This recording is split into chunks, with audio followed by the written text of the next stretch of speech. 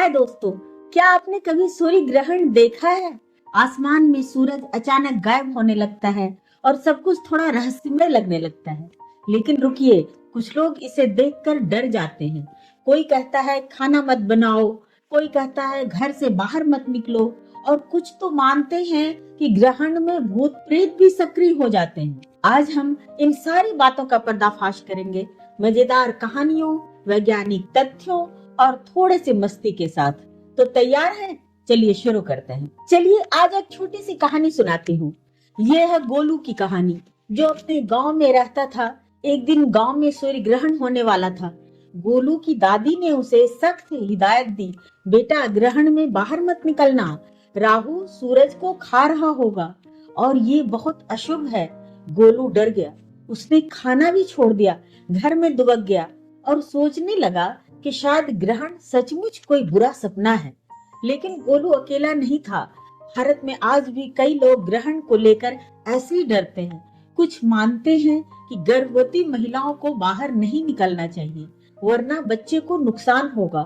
कुछ कहते हैं कि ग्रहण में खाना बनाना पाप है, और कुछ तो मंदिरों को बंद भी कर देते हैं, क्योंकि उन्हें लगता है कि भगवान भी अपवित्र हो जाएंगे। लेकिन सवाल ये है, क्या ये सब सच है या सिर्फ हमारी पुरानी सोच का नतीजा?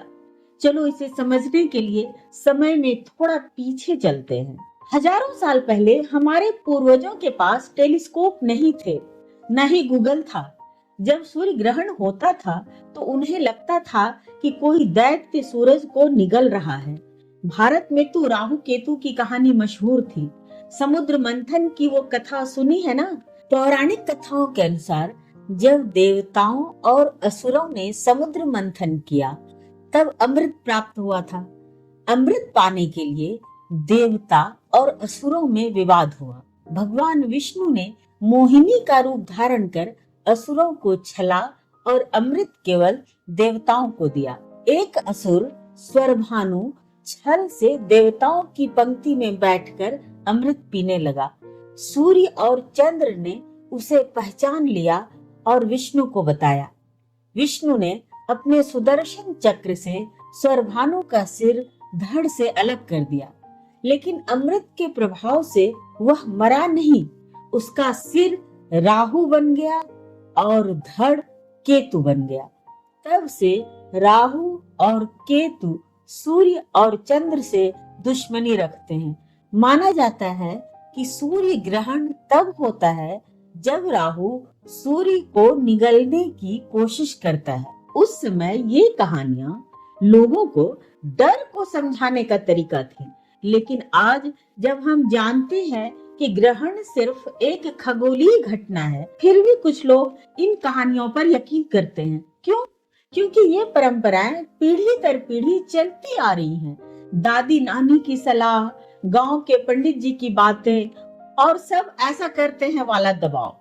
तो दोस्तों, सूर्य ग्रहण का असली राज क्या है? ये कोई जादू टोना नहीं, बल्कि प्रकृति का एक शानदार खेल है। देखिए, जब चांद, सूरज और पृथ्वी एक सीध में आते हैं और चांद सूरज की रोशनी को ब्लॉक कर देता है, तो हमें ग्रहण दिखता है। ये बस छाया का खेल है, जैसे हम अपनी टॉर्च की रोशनी को हाथ से रोकते हैं। और वो गर्भवती महिलाओं वाला डर बिल्कुल बकवास है। वैज्ञानिक कहते हैं कि ग्रहण का बच्चे या माँ पर कोई बुरा असर नहीं पड़ता। खाना पानी बंद करने की कोई जरूरत नहीं है। हाँ, अगर तुम ग्रहण को सीधे नंगी आंखों से देखोगे तो आंखों को नुकसान हो सकता है, लेकिन इसके लिए बस सही चश्मा चाहिए, न कि डर। तो अब सवाल ये है, इन अंधविश्वासों को कैसे तोड़ा जाए? आसान है। जिज्ञासु बनो, सवाल पूछो, गूगल करो, वैज्ञानिक जवाब ढूंढो। बच्चों को सिखाओ, अपने भाई बहन को बताओ कि ग्रहण डरने की चीज नहीं, बल्कि देखने की चीज है। परंपराओं को परखो। अगर कोई कहे कि ग्रहण में खाना मत बनाओ, तो पूछो क्यों? ग्रहण का मजा लो। अगली बार ग्रहण हो तो सोलर ग्लासेस लो, दोस्तों के साथ देखो और इस खूबसूरत नजारे का आनंद लो। याद रखो, डर अज्ञानता से आता है और ज्ञान उसका सबसे बड़ा हथियार है।